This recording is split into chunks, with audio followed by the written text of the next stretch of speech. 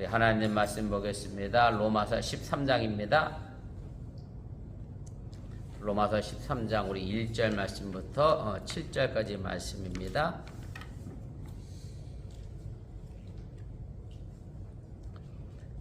로마서 13장 1절 말씀부터 우리 7절까지 한 절씩 교독하시고 우리 7절을 함께 읽겠습니다. 각 사람은 위에 있는 권세들에게 복종하라. 권세는 하나님으로부터 나지 않음이 없나니 모든 권세는 다 하나님께서 정하신 바라. 그러므로 권세를 거스리는 자는 하나님의 명을 거스르리니 거스르는 자들은 심판을 자취하리라. 다스리는 자들은 선한 일에 대하여 두려움이 되지 않고 악한 일에 대하여 되나니 네가 권세를 두려워하지 아니하려느냐. 선을 행하라. 그리하면 그에게 칭찬을 받으리라. 그는 하나님의 사역자가 되어 내게 선을 베푸는 자니라. 그러나 내가 악을 행하거든 두려워하라. 그가 공연히 칼을 가지지 아니하였으니 곧 하나님의 사역자가 되어 악을 행하는 자에게 진노하심을 따라 보호하는 자니라. 그러므로 복종하지 아니할 수 없으니 진노 때문에 할 것이 아니라 양심을 따라 할 것이라. 너희가 조세를 바치는 것도 이런 말미암으니라. 그들이 하나님의 일꾼이 되어 바로 이 일에 항상 힘쓰느니라. 모든 자에게 줄 것을 주되 조세를 받을 자에게 조세를 바치고 관세를 받을 자에게 관세를 바치고 두려워할 자를 두려워하며 존경할 자를 존경하라. 아멘. 오늘 39번째 시간입니다. 제가 과목수를 지난 시간하고 같이 했는데 39번째입니다. 국가를 향한 의무 두 번째 시간입니다. 그래서 우리 의롭게 된 우리 기독교인들이 어떻게 생활해야 될 것이냐에 관하여 이야기하면서 이제 그 첫 번째가 이제 국가를 향하여 우리 기독교인들이 어떤 태도를 취해야 할 것인가를 사도 바울이 이야기를 하게 됩니다. 우리 본문 개요 보도록 하겠습니다. 그래서 제가 지난 시간에 이제 바울이 로마 교회와 로마 제국 사이에서 어떻게 우리가 관계를 설정해야 하고 또 어떻게 권력 기구에 대하여 또 국가 권력에 대하여 어떻게 대해야 할 것인가라고 이야기했을 때 이제 사도 바울은 이제 순종할 것을 이제 가르쳤고요. 그러나 우리가 기억해야 될 것은 바울은 교회와 세상 권력 사이에 이것이 영원하고 절대적인 규범으로 우리에게 준 것이 아니라 사도 바울이 초대교회 당시 로마 교회가 쉽게 말하면 로마 제국 아래서 살아남기 위한 전략적 제휴의 관계를 가지고 이렇게 말했다라고 하는 사실을 여러분들이 다시 한번 기억해 주시기를 바랍니다. 2번입니다. 이제 바울은 그래서 로마에 대하여 이제 상당히 이제 우호적인 태도를 취한 것이 이제 분명하고요. 사도 바울이 이렇게 생각할 수밖에 없었던 것은 이제 사도 바울은 사실은 이방인을 위하여 뭘 하러 다녔죠?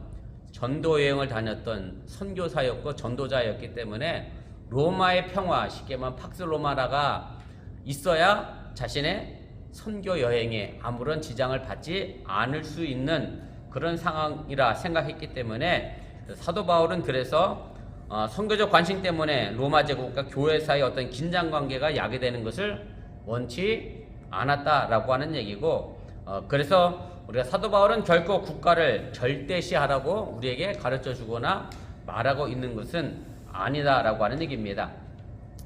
3번입니다. 그래서 그것이 이제 대표적으로 등장하고 있는 본문이 어디 나오냐면 고린도 교회에 보면 고린도전서 6장에 나와 있는 말씀의 내용인데, 이제 고린도 교인들 간에 이제 소송의 문제가 생겼어요. 글쎄 돈 문제였는지 뭐 땅 문제였는지 모르겠지만 고린도전서 6장 1절 말씀부터 11절까지 말씀에 보면 교인 간에 이제 법적인 문제가 생겼는데 사도 바울이 이 법적인 문제를 가지고 교회 안에서 해결하지 않고 어디로 갖고 나갔느냐면 세상 법정으로 가지고 나가게 됩니다. 그래서 이 다툼에 대하여 사도 바울이 그렇게 썩 좋지 않게 평가를 합니다. 왜냐하면 세상의 법정에 있는 사람 재판관이 누구냐면 로마에서 세운 뭐죠?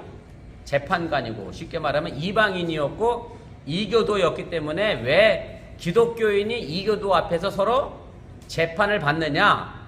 마지막 날에 결국 우리가 누구를 심판하게 돼 있죠? 재판하는 재판장을 심판할 건데 어떻게 심판할 사람 밑에서 너희들이 재판을 받느냐라고 하는 식으로 이야기를 하게 됩니다. 그래서 국가 권력이 가지고 있는 한계를 인정을 하게 되는데, 제가 뭐 길어서 다는 쓰지 않았습니다만은 그 각주 하단에 고린도전서 6장 1절 2절 말씀만 제가 써놨는데 한번 보세요. 너희 중에 누가 다른 이와 더불어 다툼이 있는데 구태여 불의한 자들 앞에서 고발하고. 그래서 여기 불의한 자가 누구냐면 바로 로마에서 세운 재판관을 얘기하는 겁니다. 정말로 나쁜 짓을 했다는 사람이 아니라 예수 그리스도를 믿지 않는 사람이기 때문에 결국 불의해서 나중에 심판받을 사람이다 라고 하는 것을 이야기한 거고요. 성도 앞에서 하지 아니하느냐. 성도가 세상을 판단할 것을 너희가 알지 못하느냐. 그래서 마지막 종말 때는 성도가 누구를 판단해요? 세상을 판단하고 재판관을 판단하니까 세상 법정 가서 하는 것이 결코 옳지 않고 가능하면 교회 안에서 그 문제를 해결할 수 있도록 해라. 너희가 지혜롭다 했으니 당연히 그 문제를 해결할 수 있는 지혜도 있다. 이제 사도 바울이 그렇게 이야기한 것이 고린도전서 6장에 나와 있는 그런 말씀의 내용입니다.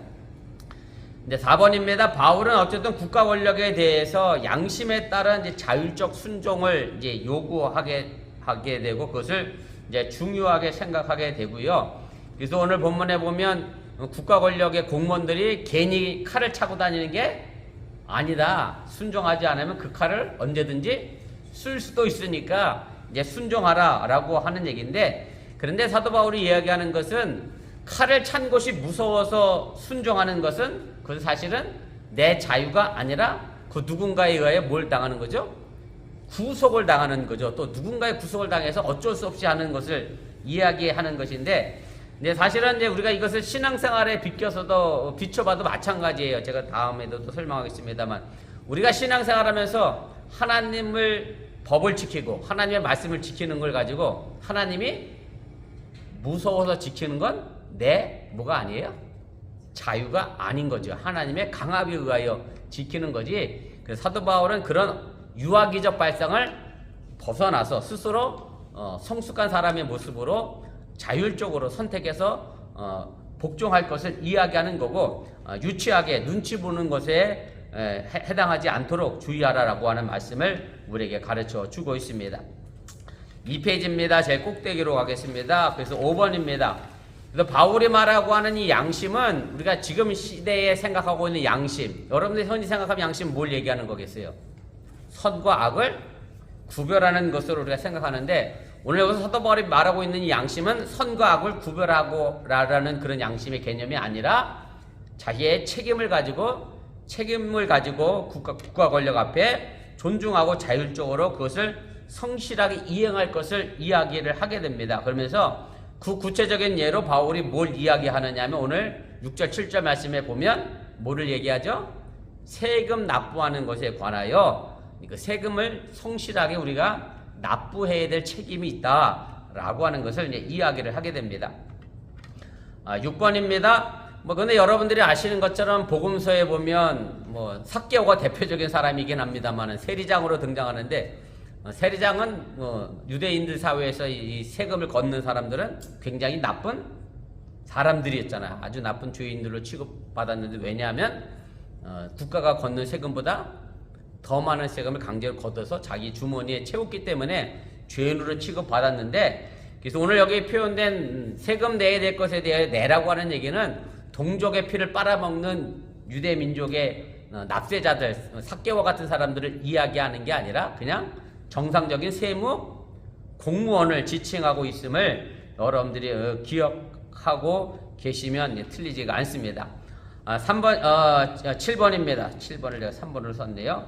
그래서 이와 다른 각도에서 이제 바울은 로마의 이제 징세 관리들에 대해서 나라의 재정을 확보하고 이뤄서 공의를 위하여 복무하는 사람들을 가지고 뭐라고 표현했느냐면, 제가 보기에 약간 사도 바울이 그때 당시 공무원들에게 아부성 발언을 한 것 같아. 이렇게까지 치부할 것은 아니었는데도 하나님의 일꾼들이다. 그러니까 너희가 하나님의 일꾼들로 그 사람들을 잘 따라야 한다라고 하는 것으로 이제 묘사를 하고 있고요. 그래서 그들이 행사하는 이 세금을 걷어들이는 것에 대하여 우리가 저항을 하게 되면 결국 국가 권력은 누구로부터 나왔어요? 하나님으로부터 나왔기 때문에 하나님에 대하여 거역하는 것이 되기 때문에 마땅히 납세 의무에 대하여 우리가 충실해야 될 것을 이야기를 하게 됩니다. 그래서 마지막에 그것이 조세이든 관세이든 두려워할 사람이든 존경받을 사람이든 상관없이 정당한 복권력에 대해서 우리가 거역할 아무런 근거가 없다는 것을 사도 바울이 이야기를 하게 됩니다. 우리 본문 주석을 통해서 자세하게 다시 제가 좀 설명하고 이해해 가도록 하겠습니다. 다스리는 자들에게 우리는 어떤 태도를 취해야 합니까? 오늘 이제 3절에 있는 말씀의 내용인데 우리가 지난주에 2절까지 했었기 때문에 3절부터 가겠습니다. 다스리는 자들은 선한 일에 대하여 두려움이 되지 않고 악한 일에 대하여 되나니 네가 권세를 두려워하지 아니하려느냐. 선을 행하라. 그리하면 그에게 칭찬을 받으리라. 이렇게 되어 있습니다. 그래서 오늘 다스리는 자들에 대하여 사도 바울이 이야기하는데, 여기서 다스리는 자들은 당연히 뭐 지배하는 자들이고 통치자를 의미하는 것이고, 사실은 이 헬라어 단어가 성경에서는 이제 두 가지 의미를 씁니다. 하나는 이제 영적인 권세를 가지고 있는 것에 관하여 하나 쓰고, 또 하나는 지상에 통치자를 두고 그런 의미를 사용하고 있는데, 오늘 본문에 나와 있는 이 다스리는 자는 하늘의 영적인 권세를 가지고 있는 사람이 아니라 지금 로마 제국의 권권력을 가지고 있는 공무원들에게 주어진 그런 의미인 것을 여러분들이 이제 기억하시면 되겠습니다. 그러면서 이제 다스리는 사람들에게 있어서 너희들이 선한 일을 할 것이냐, 이제 악한 일을 할 것이냐를 묻는 거예요. 다스리는 자들에게서 너희들이 선한 일을 하면 두렵지 않고 악한 일을 하게 되면 결국 두렵게 된다라고 이야기하게 되는데, 여기서 선하고 악한 일이라고 하는 것은 우리가 흔히 생각하기에 그럼 뭐 공권력을 가진 사람에게 선한 일은 뭐겠어요? 뇌물을 좀 갖다 줘야 되나? 뭐 아니면 아부를 좀 해서 잘해야 되나? 뭐 이런 개념이 아니라, 또 선하다 그러니까 무조건 뭐 착한 일을 하고 남을 돕고 뭐 이런 개념의 선악을 이야기하는 게 아니라, 여기서 얘기하는 사도 바울의 선악은 다스리는 사람들에게 순종하면 그게 뭐예요? 선이 되는 거고, 그 사람에 대하여 거부하면 악이 되는 거고, 그래서 다스린 사람들에게 순종하면 그 사람 때문에 내가 무서워할 이유가 하나도 없다는 얘기고요. 다스린 사람에 대하여 내가 거부하게 되면 내가 무서움을 당할 수도 있다는 것을 사도 바울이 이야기를 하게 됩니다. 그래서 제가 그 2번에 두 번째 줄부터 다시 읽겠습니다. 다시 말해 체제에 대한 순종과 법률의 성실한 준수가 선이라면 그 반대는 악이 되는 것이고, 그러므로 다스리는 자들에게 순종하게 되면 두려워할 일이 없다는 뜻으로 사도 바울이 이야기를 하게 된 거고요. 그래서 3번입니다. 바울은 그의 상식과 경험 또 여러 가지 전통적 가르침을 통해서 국가 권력에 대한 신뢰가 사회 질서를 유지하는 데에, 또 사회를 안정되게 이끌어가는 데에 중요한 역할을 하고 있다는 것을 인지하고 있고, 그래서 그것을 우리에게 가르쳐주고 있다라고 하는 얘기입니다. 4번입니다. 내가 권세를 두려워하지 아니하려느냐, 이제 선을 행하라 라고 하는 이 말은 이렇게 재해석할 수 있습니다.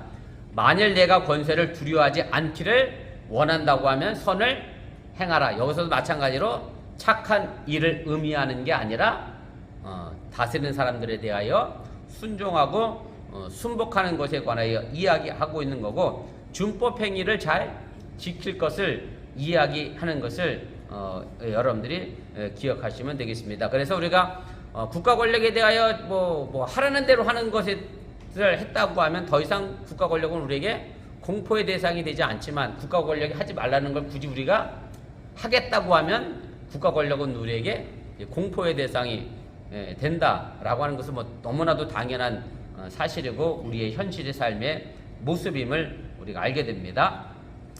3번입니다.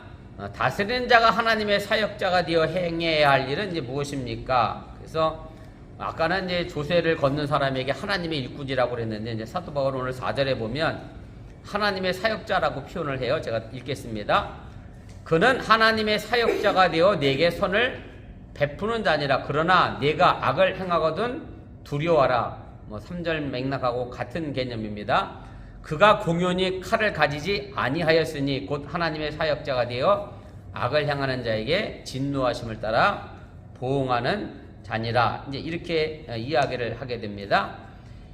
그래서 바울은 이제 이 구절에서 다스리는 자가 이제 하나님의 사역자가 됐다 이렇게 표현을 하고 있는데, 뭐 사역자라고 하는 단어는 헬라어로 여러분들이 이미 많이 들어본 단어죠. 디아코노스라고 하는 단어고, 뭐 관리자, 뭐 또 얘기하면 청직이라는 말로도 이게 번역이 되고요. 일꾼, 뭐 종, 목회자 이런 식의 다양한 의미를 가지고 있고, 그리고 이후에 교회가 이제 뭐랄까요, 조직이 되어졌을 때 집사를 가지고 뭐라고 표현했느냐면 영어 단어로 이제 디콘이 됐습니다. 그래서 이 디아코노스가 영어의 디콘의 어원이 됩니다. 그래서 집사를 가르치는 전문 용어로 이제 정착이 됐고요. 그래서 사도 바울이 국가 권력을 행사하는 사람을 가지고 하나님의 사역자라고 표현한 것에 대해서 우리가 좀 생각해 봐야 될 것은 뭐냐면, 우리 기독교인의 삶이라고 하는 것이 어디에만 국한되어 있는 게 아니라는 얘기냐면, 교회 안에서만 국한된 것이 아니라고 하는 얘기고, 교회 밖에서도 우리가 삶을 살아야 하기 때문에, 그래서 국가 권력에 대하여, 쉽게 말하면 공권력에 대하여서도 우리가 순종하고 따라가야 한다라고 하는 것을 사도 바울이 이야기를 하게 됩니다. 다시 말씀드리면 하나님께서 우리를 섭리하고 다스리는 행위가 교회 안에서만 이루어지는 게 결코 아니잖아요. 이 세상 삶에서도, 교회 밖에서도. 그래서 제가 거기 성과 소교라고 하는 한문으로 썼습니다만은, 하나님의 섭리가 교회 안에서만 일어나는 게 아니라 교회 밖에서 일어나는 거기 때문에, 그래서 우리 기독교인들은 교회 안에서의 삶도 그렇고 교회 밖에서의 삶도 그렇고 어느 한쪽을 완전히 배제하고는 살아갈 수 없다. 그렇기 때문에 당연히 교회 안에서는 교회 사역자들에게 우리가 순종하고 순복해야 되지만, 교회 밖에서는 또 직장에서는 상사들에게 혹은 뭐 국가 공무원들에 대하여 우리가 순복할 필요가 있음에 대하여 오늘 사도 바울이 이야기를 하게 됩니다. 제가 2번을 이제 설명드린 거고요. 이제 가로 3번입니다.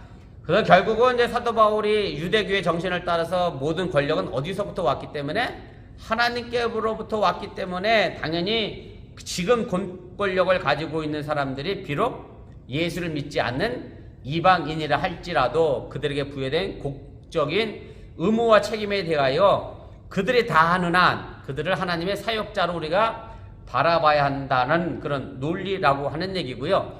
그러면서 사도 바울이 무조건적으로 국가 권력에 대하여 복종하라, 순종하라 라고 하는 게 아니라 단서를 하나 붙였어요. 무슨 단서를 붙였느냐면, 그들이 공동의 선을 위하여 복무하느냐 하지 않느냐에 달려져 있다라고 하는 얘기고, 그래서 사실은 국가 권력의 정당성은 어디서 우리가 찾아야 되느냐면, 상식적으로 선을 행하는 데서 우리가 찾아야 한다라고 하는 얘기고, 그래서 여러분들도 한국에 있었던 사건 잘 압니다만, 박근혜 전 대통령이 탄핵당한 이유도 사실은 이런 부분에서 공동의 선을 위해서 본인이 한 게 아니기 때문에 이제 그런 문제가 생겼다라고 하는 얘기고요. 그래서 여러분들이 이런 부분에 대해서 국가 권력이 정말로 우리 사회를 위해서 제대로 일하고 있느냐, 일하고 있지 못하느냐의 기준을 가지고 말 그대로 양심을 따라 우리가 자율적으로 순종하고 순복할 수 있는 것을 사도 바울이 이야기를 하게 됩니다. 4번입니다. 아까 이미 앞서서 3절에서도 말씀드렸던 것처럼 악을 행하게 되면 우리는 뭐 할 수밖에 없지요? 두려워할 수밖에 없다라고 하는 얘기고, 당연히 국가 질서에 대하여 혹은 헌법에 대하여 저항하는 사람들에게 그것이 곧 악을 행하는 사람이고, 그 다음에 칼이라고 하는 것을 괜히 차고 다녔느냐라고 하는 것처럼, 칼은 공권력이 집행하는 어떤 행정적인 심판, 사법적인 심판의 도구로 이야기를 하는 거고, 또 어찌 보면 무력을 통해서 강권적으로 집행하는 엄정한 공권력을 의미하는 것으로 우리가 이해하면 됩니다. 6번입니다. 그래서 공권력을 집행하는 대상으로 이제 설정된 악을 행하는 사람은 물론 사회적으로 잘못한 사람들이죠. 쉽게 말씀드리면 도둑질하거나 강도짓을 하거나 마약을 하거나 이런 것들은 당연히 처벌받아야 될 반역적인 시민들이고, 그래서 어떤 식으로든 법을 위반해서 그 질서를 훼손하거나 사회 질서를 위협하는 무리가 여기에 해당된다라고 하는 얘기입니다. 그래서 우리가 7번입니다. 우리가 생각해야 될 것은 뭐냐면, 지금의 시대에서 하나님께서 정하셨다라고 생각하는 합법적이고 옳은 권력에 대해서는 우리가 순복하고 따라가야 되겠지만, 그렇지 못한 권력에 대해서는 우리가 인정도 순복도 할 필요가 없다라고 하는 얘기고요. 우리가 그래도 그러나마 민주사회 속에서 지금 살아가고 있어서 민주적인 절차를 가지고 정당하게 정부가 세워지고 만들어집니다만은, 그러나 때로 우리나라도 안 그랬잖아요. 군사 쿠데타로 정부를 세웠던 사람들도 있고, 그럼 그런 권력에 대해서 우리가 따라가야 되느냐? 아니면 뭐 박정희 대통령이 자기가 삼선하면서 유신헌법 자기가 만들어 놓고 체육관에서 선거한 것에 대해서도 우리가 뭐 따라가야 되느냐? 뭐 이런 부분도 우리가 좀 생각해 봐야 될 거고, 또 뭐 비도덕적인 정권이나 혹은 뭐 불법적인 권력에 의하여 정부가 세워졌다라고 하면 우리 기독교인으로서 과연 이 일은 어떻게 바라봐야 될 것이냐, 이런 부분에 관하여 이제 사도 바울은 양심에 따라 자율적으로 행동할 것을 이야기하고, 더불어서 선을 행하지 못하는 정부에 대하여는 우리가 순복하거나 인정할 필요가 없음에 관하여 사도 바울이 이야기를 하게 됩니다. 3번입니다. 우리가 국가 권력에 대하여 이제 복종하는 이유가 그럼 무엇입니까? 오늘 5절에 나와 있는 말씀인데 제가 읽겠습니다.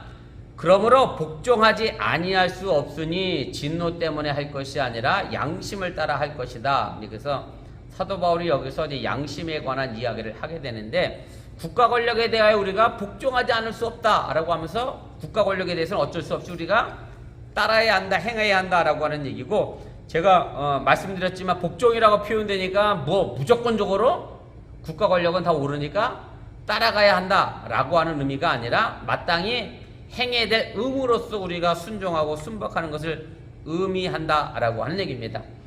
그래서 바울이 2번입니다. 국가 권력에 대해서 순복하는 것을 가지고 진노 때문에 하지 말아라. 쉽게 말하면 아까 칼찬 공무원 때문에 할 것이 아니라, 다시 말해서 국가 권력이 우리에게 칼을 들이대기 전에, 우리가 무력으로 국가 권력이 우리에게 복종을 강요하기 전에 내가 가지고 있는 의무감이나 책임감을 가지고 질서와 또 체제 유지의 필요성을 따라 순종하라고 하는 얘기고, 바로 이것을 가지고 사도 바울은 뭐라고 표현했느냐면 양심이라는 말로 이제 표현했다라고 하는 얘기입니다. 우리 4페이지 제일 꼭대기로 가겠습니다. 3번입니다. 그래서 바울은 이 양심이라고 하는 표현, 제가 아까도 말씀드렸지만 선과 악을 구별하는 그런 양심의 의미가 아니라 내가 가지고 있는 일종의 책임 의식을 가지고 양심이라고 이야기한 것이고요.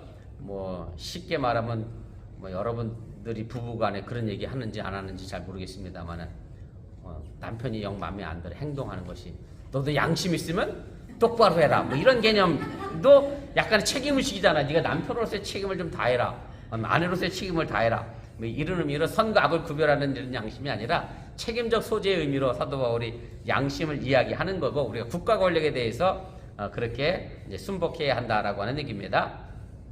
4번입니다. 그래서 4번이 사실은 오늘 5절에 있는 말씀을 제가 신앙적으로 좀 적용을 좀 했는데, 아까도 말씀드렸던 것처럼 하나님의 진노 때문에 우리가 하나님의 법을 지키는 것은 아주 유아적 발상이라고 하는 얘기고, 뭐 쉽게 말씀드리면 어렸을 때는 선생님이 숙제 안 해오면 혼낸다, 뭐 몇 대 맞는다, 요즘은 뭐 때리면 큰일 날 테니까 뭐 점수 깎는다, 이런 것 때문에 숙제를 해오면 사실은 그 아이의 숙제는 그 아이의 실력을 늘릴 수 있느냐 없느냐, 결코 늘릴 수 없다라고 하는 얘기고, 그런데 어느 순간 아이가 성장하면 내가 선생님이 내준 숙제를 해야만 내가 그 다음 단계로 나아가겠구나, 실력이 늘어나겠구나 알고 깨닫게 돼서 숙제를 하게 되면 그 숙제가 정말로 그 친구에게 유용하게 되는 것처럼, 마찬가지로 우리 신앙도 스스로 어느 때인가 되면 내가 하나님의 말씀을 지킴으로 내 신앙의 성장을 이루어 가야 한다라고 하는 얘기고, 뭐 또 다른 표현으로 얘기하면 성경에 나와 있는 표현이지만 장성한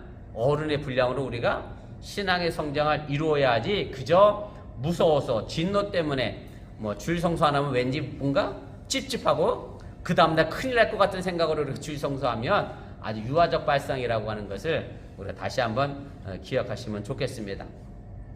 마지막 4번입니다. 세금에 대한 기독교인의 태도는 어떠해야 합니까? 오늘 마지막 6절 7절에 있는 말씀인데, 너희가 조세를 바치는 것도 이로 말미암음이라. 그들이 하나님의 일꾼이 되어 바로 이 일에 항상 힘쓰느니라. 모든 자에게 줄 것을 주되 조세를 받을 자에게 조세를 바치고 관세를 받을 자에게 관세를 바치고 두려워할 자를 두려워하며 존경할 자를 존경하라. 이렇게 되어 있습니다. 그래서 조세를 바치는 것도 이와 같다라고 하는 얘기는 무슨 얘기냐면, 국가 권력에 대해서 사도 바울이 이제까지 뭐라고 그랬죠?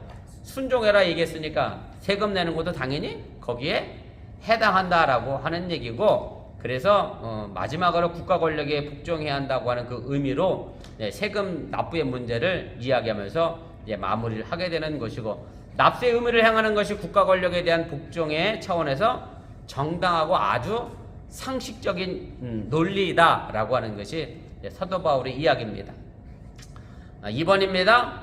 그리고 그 배후에 깔린 이제 의도는 제가 지난 시간에도 얘기했습니다만, 사도 바울이 이 편지를 쓰던 당시에 네로 황제가 세금과에 관련하여 이제 칙령을 내렸던 것이 있기 때문에 사도 바울은 뭐하고 충돌하고 싶진 않아요? 국가 권력과 충돌하고 싶진 않았기 때문에 그런 갈등을 사전에 차단하겠다고 하는 이제 그런 의미고, 그래서 어찌 보면 이제 교회가 생존을 위하여 선택할 수밖에 없었던 현실적인 그런 의지고, 계속되는 바울이 어떻게 보면 정치적 현실주의와 맥을 이제 같이 하고 있다라고 하는 얘기입니다. 3번입니다. 동시에 이제 바울은 기독교인으로서 신앙적 실천이 납세와 같이 지극히 평범한 이 세상의 일상생활과 분리될 수 없다는 것을 이제 이야기하는 거고요. 교회와 세상 권력의 양자 간의 평화로운 공존과 조화를 위해서 사도 바울의 이제 새로운 지평을 이제 제시하고 있다라고 하는 얘기고, 사실은 이제 미국에서는 뭐 모든 사람이 세금 안 내고 사는 사람은 없죠. 심지어 이제 목회자까지 세금을 내는데, 이제 한국 사회는 아직까지는 목회자가 세금을 내는 것에 대하여 뭐 법적으로 강제화되지는 않았습니다. 그래서 제가 알기로는 목회자들 중에 일부분이 이제 세금을 내는 것으로 알고 있고, 천주교에서는 아직 단체로 세금을 납부하는 것으로 알고 있고, 그래서 국가 권력에 대해서 제 생각엔 그런 기독교도 그렇고 불교도 그렇고 이제 세금을 내야 할 때가 되지 않았을까. 물론 많은 목회자들이 뭐 세금 내지 못할 뭐랄까 미자립교회 수준의 많은 목회자들이 있긴 하지만, 아무튼 큰 교회를 중심으로 해서 성실하게 교회도 세금을 납부해야 교회가 사회에 대하여 할 이야기를 할 수 있다라는 생각을 이제 하게 되고요. 그래서 사도 바울이 이런 측면에서도 우리 교회가 세금 내는 문제에 대하여 이야기하고 있고, 또 그것에 대하여 당연히 상식적인 것으로 이야기를 하게 됩니다. 4번입니다. 이제 바울은 앞서 이제 다스리는 자를 가지고 하나님의 사역자로 이제 표현했는데, 이곳에서는 이제 하나님의 일꾼이라 이렇게 이야기했고, 그래서 하나님의 일꾼이라고 하는 의미를 다시 좀 생각한다고 하면, 오늘 이 세금을 걷는 사람은 하나님의 공의를 위한 공무원이다, 뭐 이렇게 의역해도 이제 틀리지 않다라고 하는 얘기고, 그래서 하나님의 일꾼으로까지 이야기하는 것은 이제 사도 바울이 어쨌든 로마 권력과 이제 충돌을 피하기 위한 최소한의 자신의 노력의 관점에서 이제 표현했다라는 것으로 우리가 이해하면 되겠습니다.